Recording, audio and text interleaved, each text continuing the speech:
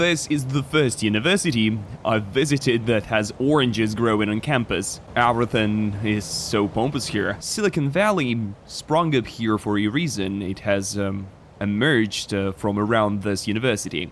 You can go there, you can go here, you can go wherever you want. It's a huge territory. Here, the curriculum is drawn up individually for each student. Palm trees are everywhere and there are crows on them. You can take a golf car and drive to your private golf club.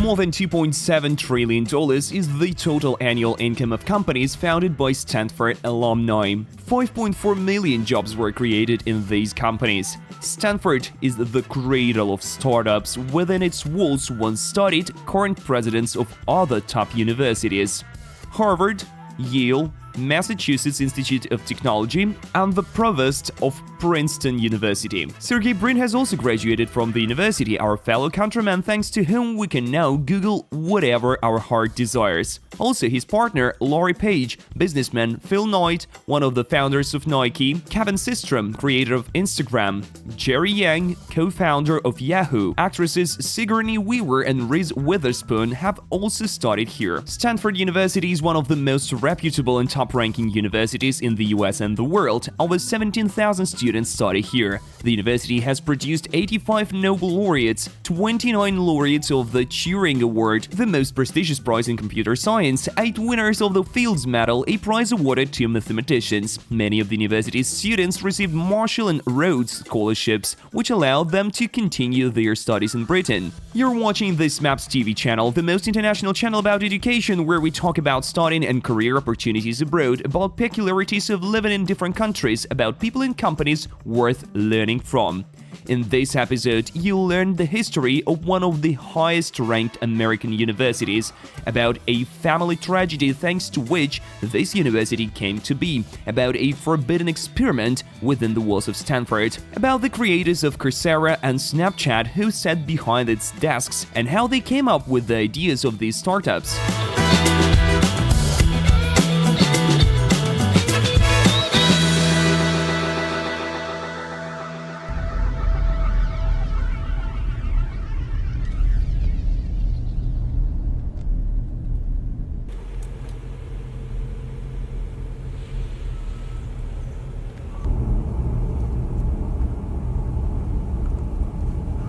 Here's the university. I was driving along that valley, avenue or road, I don't know, with the palm trees over there.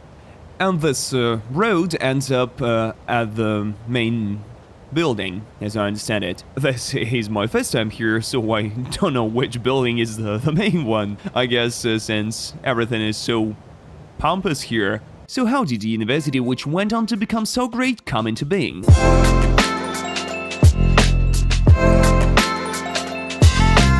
Stanford is the surname of a railroad magnate, a U.S. senator and former governor of California. Leland Stanford and his wife Jane decided to open a university and named it in honor of their only child, who did not live to be 16 years old, died of typhoid fever.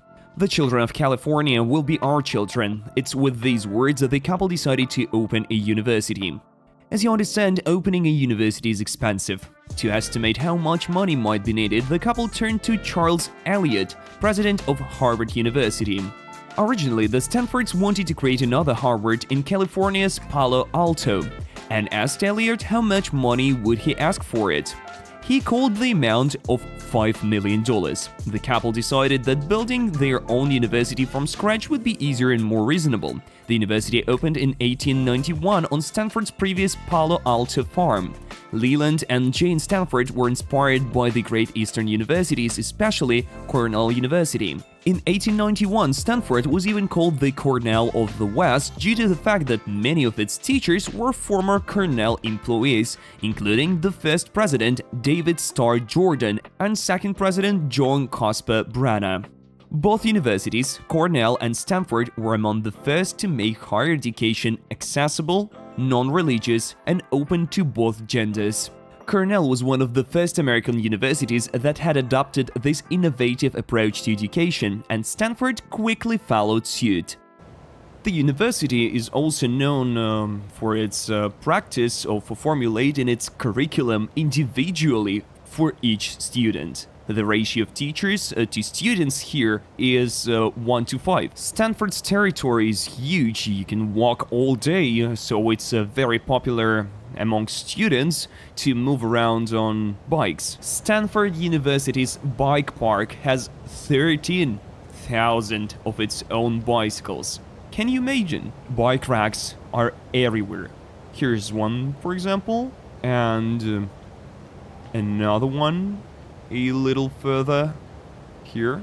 The Stanfords wanted their university to stand out architecturally and resemble English universities. They specified in the founding grant that the building should be like the old adobe houses of the early Spanish days. The Stanfords also hired renowned landscape architect Frederick Law Olmsted, who previously designed the Cornell campus, to design the Stanford campus. The university's buildings have two main architectural styles: colonial and neo-Romanesque. The central part of the campus consists of buildings with round arches that form a rectangular perimeter around the courtyard. The buildings are colored light yellow with sandstone mined in the nearby valley. The roofs are covered with red tiles. After the death of her husband, Jane Stanford erected a church at the main entrance in memory of him.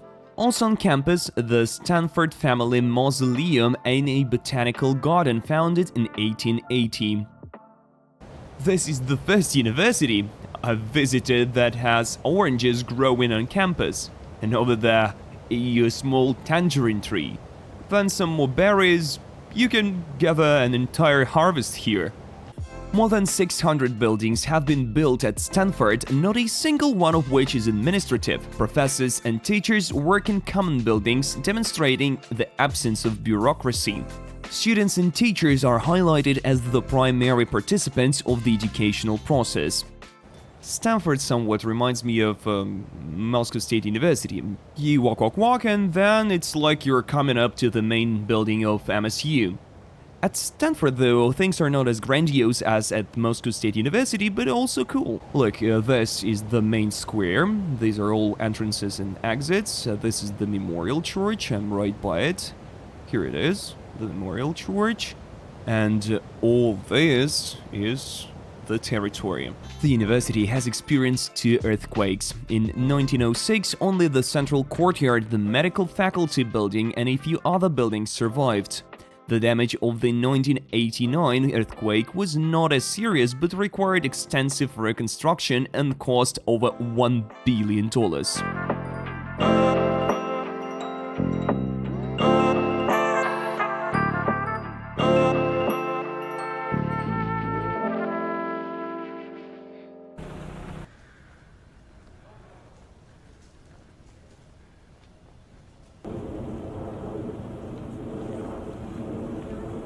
The university is located in the famous Silicon Valley.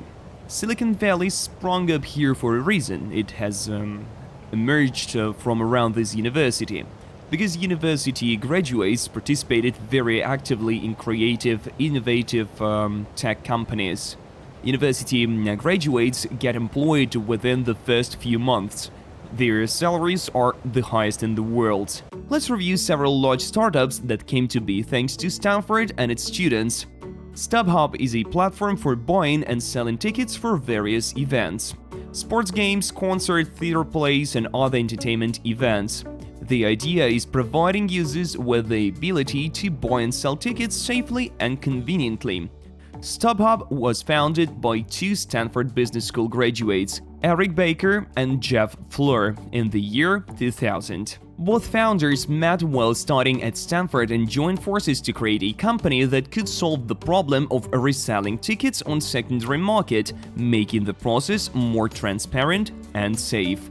As a result, StubHub became one of the first large online markets for tickets resale, which made the company a pioneer in the field. In 2007, StubHub was acquired by eBay for $310 million, which allowed the company to significantly expand its user base and increase brand awareness. In 2020, eBay sold StubHub to Viagogo, founded by that same Eric Baker, for $4 billion.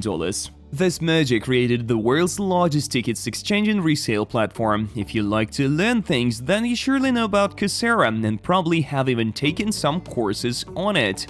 Daphne Kohler and Andrew Ng have long been working together in the computer science department at Stanford. They conceived the idea of Coursera after a huge success of one of the courses on machine learning that Ng introduced in 2011. The course drew 104,000 online participants, of which more than 46,000 completed at least one homework assignment and 13,000 earned certificates. Today, Coursera is a platform with over 600 free courses and 7 billion registered students. Ng has recently become head of research at Baidu, China's search engine, while Kohler continues to be president at Coursera. The idea of Snapchat rose from the need to create an app that would allow to exchange temporary photos and videos. Evan Spiegel, who was a student at Stanford, originally conceived the project as part of his design course. He wanted to create something that will allow users send images that disappear after a while, creating a sense of privacy and transparency.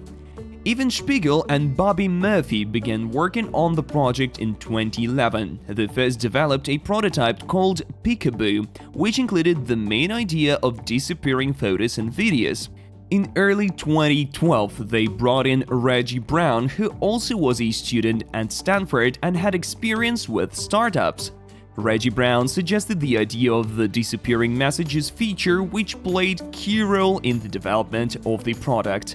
In 2012, the app was renamed to Snapchat to better reflect its concept of instant photo sharing and video messages. Snap is instant. Same year, the application was officially launched on the App Store. Snapchat quickly gained popularity among young people due to its unique feature of photos and videos disappearing 10 seconds after viewing, which added more excitement and engagement with the application. In 2013, Snapchat raised $13.5 million in the first round of venture funding from Benchmark Capital. This funding helped expand the app's functionality and improve its infrastructure. Instagram. Kevin Systrom and Mike Krieger met at Stanford and quickly became friends. Kevin, who had worked in startups before, came up with the idea of a photo-sharing app. The app was originally called Bourbon and included photo and location-sharing capabilities and other features. The name Bourbon, by the way, comes from the word bourbon because the guys love to party. After analyzing user data and feedback, the founders decided to focus on photo sharing and simplifying the interface. This decision led to the app getting renamed to Instagram in October 2010. The name Instagram combines the word instant and telegram, meaning a quick telegram reflecting the concept of quick and convenient photo sharing. Within the first year of its launch, Instagram attracted more than 1 million users. 2 years after its launch, Facebook acquired Instagram for $1 billion. Well, friends, as per tradition, I'll show you the place where I'm staying.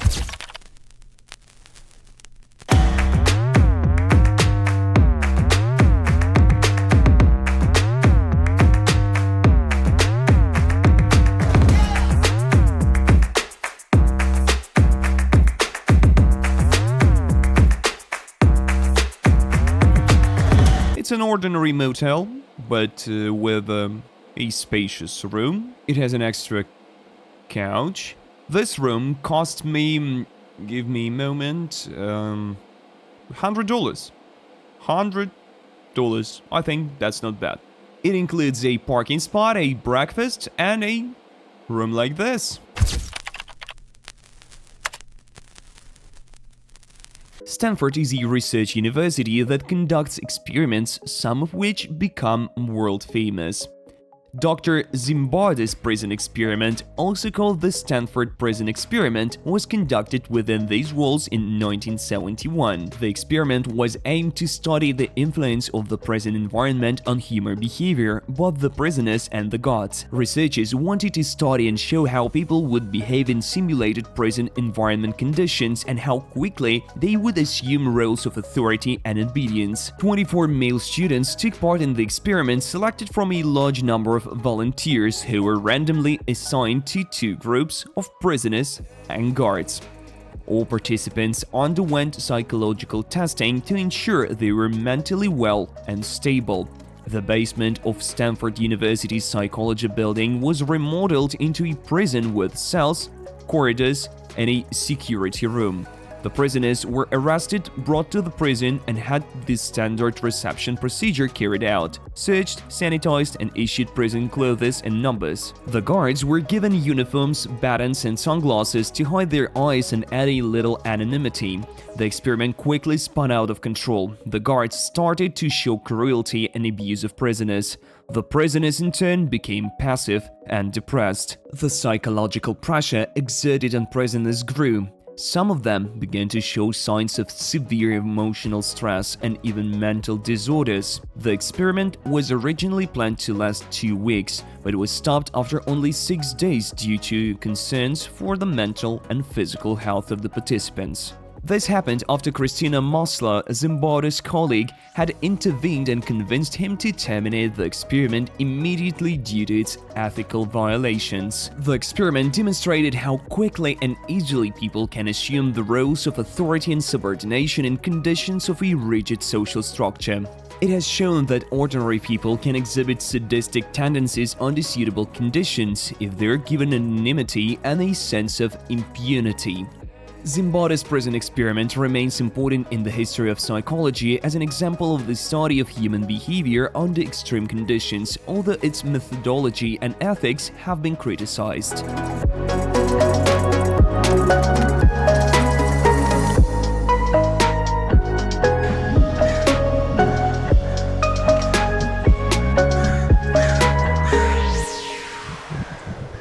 Funny thing, palm trees are everywhere and there are crows going.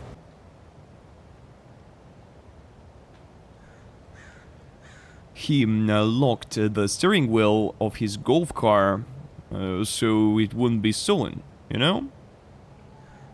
Do I get this right? This was done to prevent it from being stolen, not for some other purpose.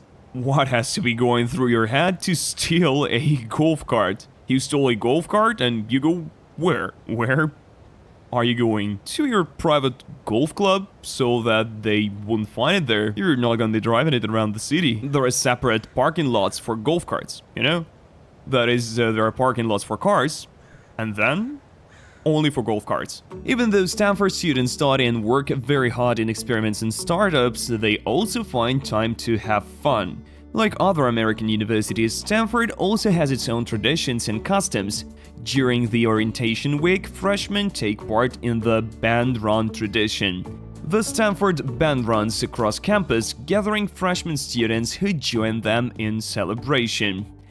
In November each year, there is a week of competitions and events known as the Big Game Week, held before the football game between Stanford and UC Berkeley.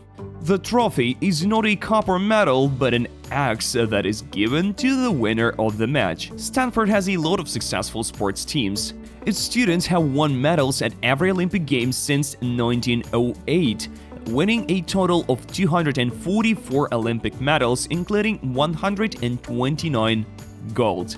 At 2008 Beijing Olympics, Stanford won more Olympic medals than any other university in the United States. Full Moon on the Quad is an event taking place every autumn when students gather in the central campus square and exchange kisses under the light of full moon. This is a kind of initiation to the first people. There is also an analog to Russian freebie custom. While Russian students look out the window before an exam shouting, "Freebie come!" Stanford students just let out a harrowing scream. This event is called Primal Scream. The tradition takes place every night in the last week before exams, known as Dead Week. At 12 p.m. at night, students open the windows of their dorms or go outside and scream at the top of their lungs for several minutes. The purpose of this tradition is to relieve stress and tension accumulated during intense preparation for exams. This ritual helps students to vent their emotions and feel support from other students experiencing same difficulties. That's it for this episode, friends. Please like if you enjoyed the video. If you're interested in studying abroad, please visit our website smaps.com. There you can find yourself a school, college, or university abroad, chat with our online consultants, and choose yourself a camp for the summer. Bye!